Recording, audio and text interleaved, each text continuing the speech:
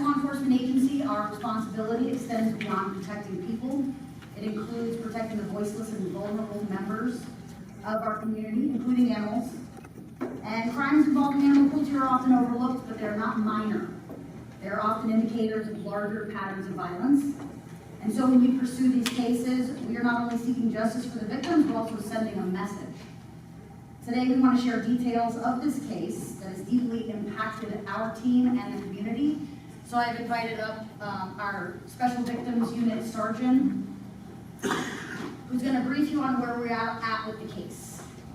I'd like to give you a great information that we have this case solved and everything's going beautiful with it. And it's, this is a difficult case, and part of the reason why it's difficult is we get information that is brought into us, but we have a lot of people that have information that they give to us anonymously and with not very much detail.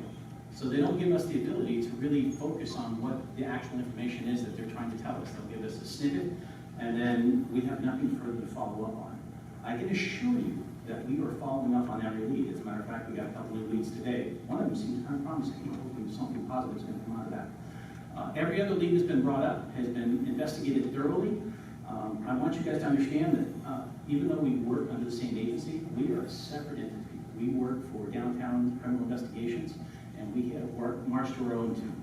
And when she said that animal crimes are important, a lot of the major crimes that we deal with, especially special victims, start with animal crimes. And they build their way up. And many of the most horrific cases you can think of, mass murders, started with animal crimes as being part of it. And we understand that acutely. We know that's what happens. And I personally take pride in my unit. I have 15 detectives that I have under my belt, and I have some of the hardest charging people in the entire agency. These people have a passion to be there, to be in my unit specifically. You have to have a passion, because it is one of the most difficult and demanding units there is. And we are probably the busiest unit in the agency, dealing with the amount of call-outs and the amount of calls that we deal with. This particular case, I actually have my most aggressive detective on it. And if anybody's going to put somebody in jail, this detective's going to do it.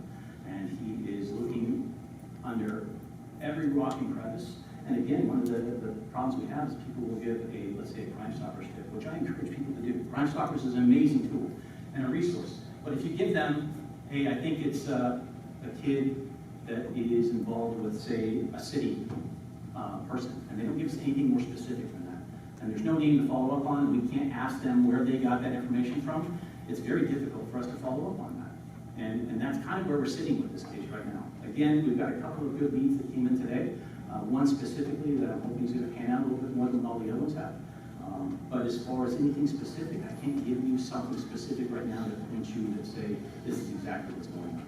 What I can tell you is, we are on this case 24/7 with all of our cases. And it is a priority for us. And actually, the entire unit knows specifically about this case. One of the few cases that every one of my detectives is aware of and knows about. And if you hear anything, part of it is they love to funnel that information to the detectives in charge. So if there's something non-specific about the case that I can answer, I'll happily answer those questions. We're downtown Fort Lauderdale. Yes. And so a lot of times we'll have residents ask us questions and we just don't have the answers because you're a separate unit and they think maybe that we're just not giving them or divulging information. And so I think it's important to understand we don't have that information. This would be equivalent to having, FDLE handle it or the Highway Patrol. Absolutely. I can tell you, someone in the comments saying this is an inside job and that we're hiding stuff and we're not going to do that. I can unequivocally tell you that my unit will put anybody in jail. We do not care who they are. I've personally arrested law enforcement officers.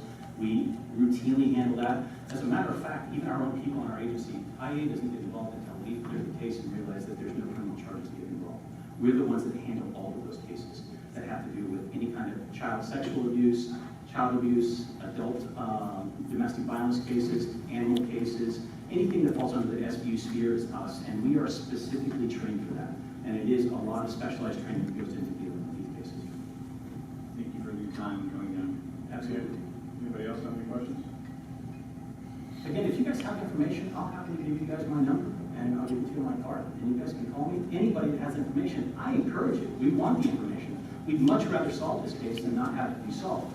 The hard part for us is that we want people that are willing to come forward and talk to us so that we can vet that information better, so that we're able to assess what they're telling us and be able to prove out one way or the other. If somebody's anonymous and they give us vague information, there's not much for us to roll on. And I'd much rather be able to solve this case. It's important to me. Look, you guys talked about adopting animals earlier. I have 2 dogs. Both of them are from animal control. Both of them are adoptions. I believe in this unit wholeheartedly. I've been involved in law enforcement for 35 years, and probably 15 of my years has been in SVU. And I started my life as a foster kid. So I know this stuff from beginning to end. And I can tell you that I have a passion for this, and we're going to handle this case as best we can. If we get a chance to arrest them, we will. Thank you, sir.